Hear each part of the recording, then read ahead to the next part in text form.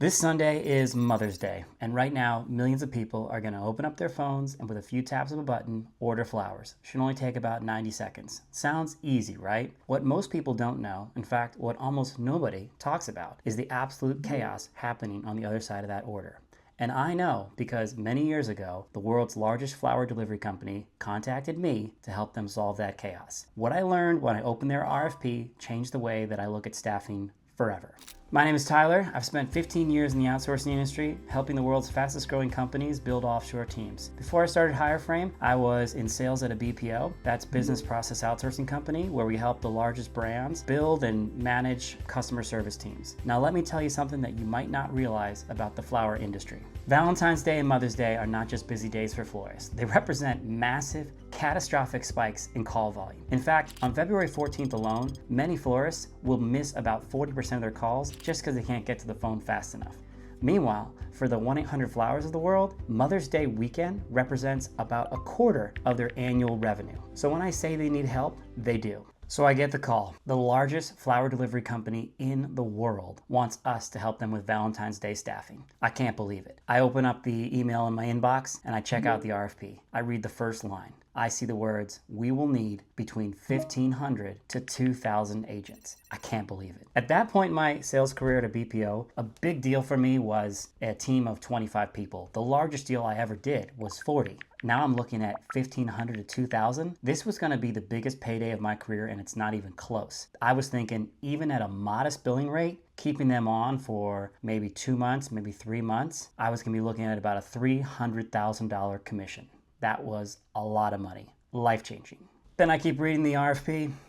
They don't need us for 3 months. They don't need us for 2 months. They need us for 3 whole days. That's it. 72 hours. They need 2,000 agents trained, certified, and ready for production for a whole 3 days. This was not the deal I thought it was. I went from counting my commission to feeling pretty blue. Each page of the RFP got worse and worse. I was dealing with a laundry list of issues at this point. They wanted, for example, a compressed training program. It had to be days, not weeks. And they wanted to pay a special training rate, not the normal productive rate. Speaking of rates, they wanted to pay productive minute pricing, which basically means they only want to pay for the actual minutes the agents are talking to customers and nothing else. This is not an issue when you've got a long tenured customer where you have a good relationship and you can trust their forecast. But when you're only reliant on their forecast for a period of 3 days, if you overstaff, you are going to lose tons of money on that program. Last and definitely not least, they needed us to have a phone system, which is standard for any program like this. The only issue is we were fairly new to the customer experience game, so we definitely didn't have one. Now, if I was to take this deal internally, not only was I going to ask the company to approve it, I was also going to ask them to spend a lot of money installing a system just so we can service this customer. I finally had to shut my laptop. This one wasn't happening. No way, no how.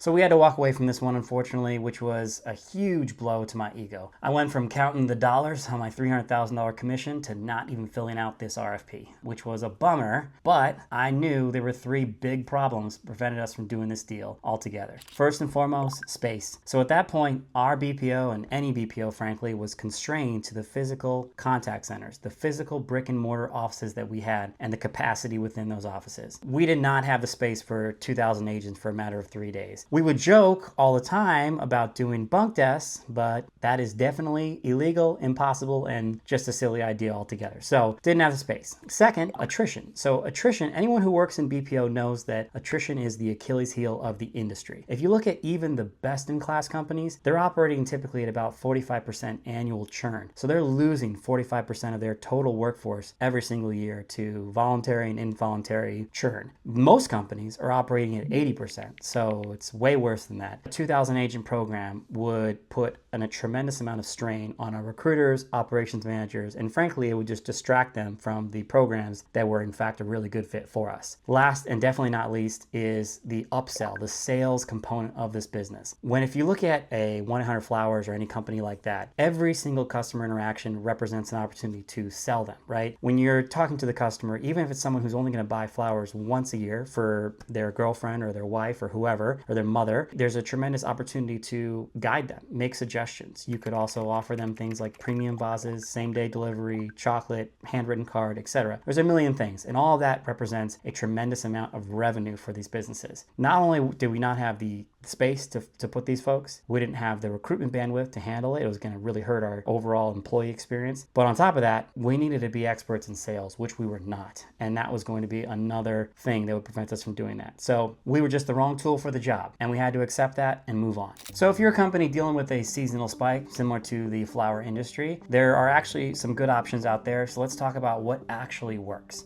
First, let's talk about the folks that are going to need hundreds of agents or thousands of agents, similar to one of these massive flower delivery companies. For you, you're really going to want to focus on working with BPOs. BPOs are truly the absolute best fit for you. They've got the infrastructure, the shared management resources. They have, for example, calling systems, so they can truly support and service your business at the various points of the year, whether it's sort of tiny and the times when you need a ton of support. BPOs have that. The one challenge is that BPOs, because they have to account for their shared management and all the infrastructure, they are really going to be very stringent, very difficult to deal with as partners by nature. They're going to be more strict on their minimums. They're going to be stricter on their contracting. They're going to be more drawing clear lines in terms of how you work with them, your direct time with the agents, all that. There's just a lot of red tape, a lot of bureaucracy when it comes to BPOs. They have to have that. If you don't need hundreds or thousands of agents, then you actually have some other really good options. So let's break them down. First and foremost, you've got a flexible staffing partner similar to Hireframe. Some company that's going to get you the, for lack of a better term, the human capital you need to get through your times when you have large needs and then the times when you might have zero or nothing. Because they are a staffing model similar to Hireframe, you're going to get a ton of flexibility and you're going to be able to work directly with the talent. So there is no middle man or woman. You're able just to be directly involved with your customer experience, which many companies really value. Second is you've got a great option in using AI to effectively triage, right? So take your existing customer service team, your customer experience team, and use AI. So all sort of customer tickets, all customer interactions really only get routed to an agent if the case necessitates a person, right? So this means when you have someone who is perfectly aligned for an upsell opportunity, you're going to want a human to actually talk to them. If it's a simple password reset, let's save those for AI. AI can solve them. AI can triage them. AI is a tremendous option for that. The third option, and one that I recommend all the time, is you should really look at doing a compressed training program, shortening your training program for these spiked times when you need to bring on folks. Even if you're going to just say take Cindy in accounting or Ted in customer success and move them over to customer service for a short period of time, a shortened training program can really help you because it can take something that would normally take 2 to 4 weeks and tighten it down to a matter of days so that person can be on the phone or on email answering customer tickets in a very short period of time.